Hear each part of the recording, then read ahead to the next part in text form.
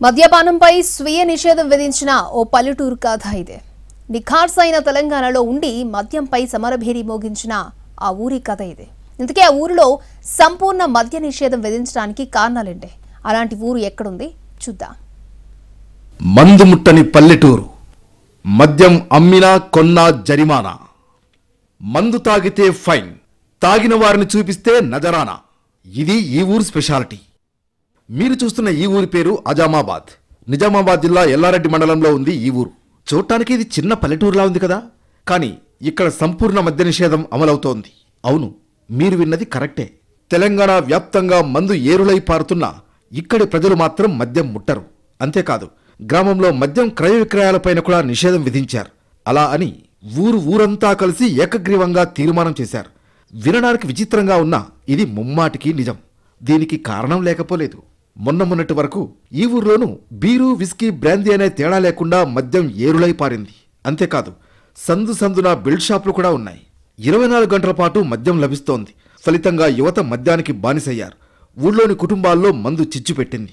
ప్రతి ఇంట్లోనూ గొడవలే జరుగుతున్నాయి. దీంతో ఊరి పెద్దలంతా కలిసి మందు రాక్షసుని తరిమేయాలని తీర్మానించుకున్నారు. అంతా ఏకమై అన్ని సమస్యలకు కారణమైన మందుపై సమరం ప్రకటించారు. సంపూర్ణ మద్య నిషేధాన్ని అమలు చేయాలని తీర్మానించారు. మద్యం అమ్మినట్లు, కొనుగోలు చేసినట్లు గుర్తిస్తే 50,000 జరిమానా విధిస్తామని ప్రకటించారు. పైగా మద్యం విక్రయాల సమాచారం ఇచ్చిన వారికి 5,000 బహుమతి అందిస్తామని ప్రకటించడంతో ప్రస్తుతం విక్రయాలు నిలిచిపోయాయి. ఏడాది వ్యవధిలో అజామాబాద్లో 30 ఏళ్లలోపు యువకులు 6 మద్యానికి బలయ్యారు. భవిష్యత్తు ఉన్న యువకులు మద్యానికి బానిసై అనారోగ్యం, యాక్సిడెంట్లలో మృతి చెందడం గ్రామస్తుల్ని కలచివేసింది.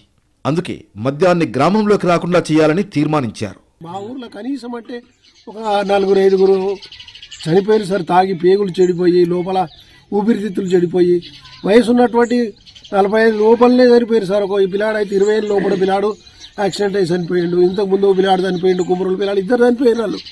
ఇగో ఈడొకటి 3-4 చనిపోయారు. దాని నుంచి మాకు చాలా బాధ అనిపించి ఈ మందును ఇది చేసినాం సార్, కంట్రోల్ చేసేసినాము.